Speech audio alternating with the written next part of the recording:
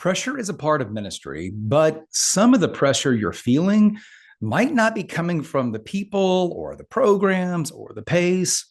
Some of the pressure might be coming from your scoreboard. Here's the thing, right? Most pastors are tracking something, but often we're tracking the wrong thing. And when you track the wrong numbers, you celebrate the wrong wins and you panic over the wrong losses. Let me kind of give you an example. Pretend that you're in a baseball game and you're up to bat. It's a very tight game and your team is down by one and it's the bottom of the last inning and you hit a single and you drive in the runner and you throw your hands up in victory, only to find that you're still losing and now they've tagged you out. Why did this happen? Well, because you were looking at the hits on the scoreboard, not the runs. The runs are what matters. Hits are important, but it isn't the way you win the game. You thought you were winning because you misunderstood what mattered. You were just looking at the wrong thing on the scoreboard. This happens in ministry all the time. And I can tell you because I was a lead pastor for 13 years. I've been in ministry for 20. Now I help churches all over, all over the world, actually, with things like dashboards and what are we measuring and how do we know if we're winning? And you know, I used to do this all the time. We check the dashboard on Monday and we look at attendance and giving and maybe some engagement kind of metrics. How many volunteers were here or how many didn't show up? And if those are, going up and to the right, we feel better. If they're down, we kind of feel like failures. But here's kind of the reality. Jesus never said, grow attendance, right? He said, make disciples. When you look at the Great Commission, there's nothing about filling rooms or achieving a budget number. It's all about discipleship, which is evangelism and spiritual growth. It's all of that together. So here's what that means. It means that those Sunday lag metrics aren't really enough. In fact, they can actually be misleading. Over time, those Sunday metrics can start to define your identity as a leader, right? They absolutely shape your decision-making. They intensify your anxiety if they're not going up and to the right. And, eventually, those are the kind of things that can burn you out because you're winning a game, maybe that Jesus never asked you to even play. So let's talk about building a better scoreboard. Here are some questions I ask church leaders that I coach. Are your people forming spiritual habits? And if so, how do you know? Are they moving from kind of curiosity to Christ-centered identity? Are they progressing through a defined discipleship pathway, kind of from being a seeker, curious about faith, to being our fourth category? You may have read about this in some of my posts. To being a steward of everything that God has given to them, including their own story and themselves? Are they becoming disciple makers, not just attendees? Those numbers, when you track them, they're not that flashy, right? Like you won't see them on traditional scorecards or dashboards, but they really are the real wins. That's why we say that not all full rooms are fruitful rooms. Not all growth is, good growth. So what do we need to do? We really need to start measuring movement, not just moments. Moments are lag metrics. It tells us what happened. Lead metrics are about movement. It tells us what's happening and what's going to continue most likely to happen unless things change dramatically. But when you have those kind of lead metrics, it allows you to make adjustments, not after it's too late, but as you're seeing some of those changes. So if you're feeling this tension, let me give you 3 practical steps that you can take. Here's the first one. I use this word a lot, but I think it's so important. It's a part of discovering where you're actually at. It's the word audit.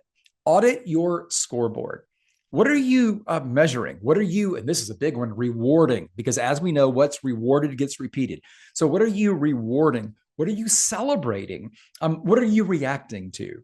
I'll tell you, during our season at Woodstock City, when I was leading, we had lots of incredible growth seasons. And it was so fun to lead during that season. But I don't know that I got this right all the time. In fact, I know I didn't. There were so many staff meetings where we were celebrating attendance. And that's great. It's fun to have full rooms and it's fun to have people in overflow. But How many of those people were really on a discipleship journey? And how many of them were actively growing in their faith? I don't know how many were, because we weren't measuring that. We were measuring kind of butts and bucks. And when those are going up, it's easy to feel like you're winning. But you know this. Success is often the most dangerous thing for any organization, especially for a church. And when we define success by people and dollars, wow, we could hide a multitude of sins with that kind of success. So, what are you really measuring? What's on your current scoreboard? Here's the second thing. Define what real progress looks like. So I would encourage you to use a discipleship path that is very well defined. Define spiritual milestones and make it measurable. Now, what are you going to be measuring? Not just how many people are in each of the milestones. You want to measure how many people enter a step, and these aren't programs, these are steps. How many people enter a step and then take a next step, maybe within 6 weeks or 3 months, you can define that. But how many people enter a step, and then how many of those people take a next step? If you could think about it, if you could define a ladder that way, you could measure how people are progressing individually or categorically. And this is so important. You now can define also if there are gaps in your spiritual pathway.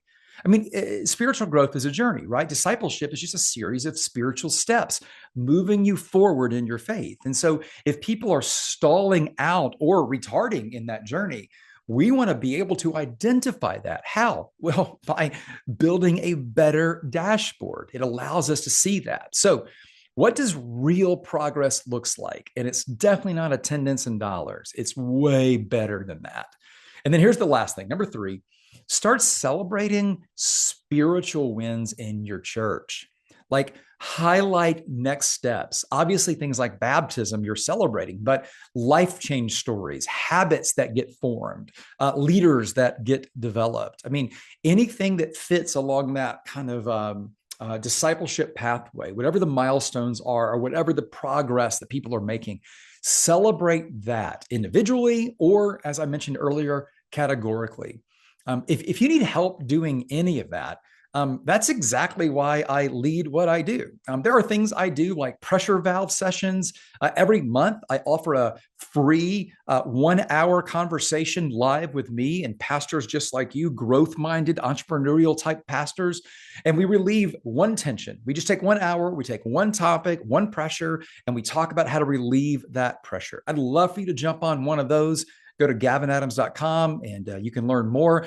Leadership labs are a much deeper dive into a topic. Leadership labs are usually 4 to 6 weeks long. We meet once a week during that 4 to 6 week time frame, and we go deep into a topic, whether it's the pressures that are killing pastors, things like building a funding funnel, systematically leading people along a generosity journey, how to grow our volunteer bases, what do we do with year-end giving, you name it, preaching. I mean, all sorts of things that are tensions for us. We do a deep dive on those. Again, you can go to Gavin Adams and learn more about that, gavinadams.com. Also, I offer, and this is very limited, but I offer personalized help with implementation support. I call those strategic partnerships. Those are one-on-one coaching experiences that last 6 to 12 months with a pastor and sometimes the leadership team of that church, maybe the elders, whoever is kind of co-leading with that senior leader. I do very few of those, but if you want to apply to be a part of one of those, you can obviously let me know as well. Now, kind of last thought here. Remember, you are a disciple maker. Okay, that's what you are put in this role to do. For whatever season you are in, this lead pastor or this pastoral role, you are a disciple maker. So don't let the wrong scoreboard define your success. Okay, I just so want you to lead with clarity and confidence by leading people towards what matters the most, and that's spiritual growth. So if you have a moment this week, check your scorecard, check your dashboard, and make sure that you're actually measuring and winning the right game. Until next time.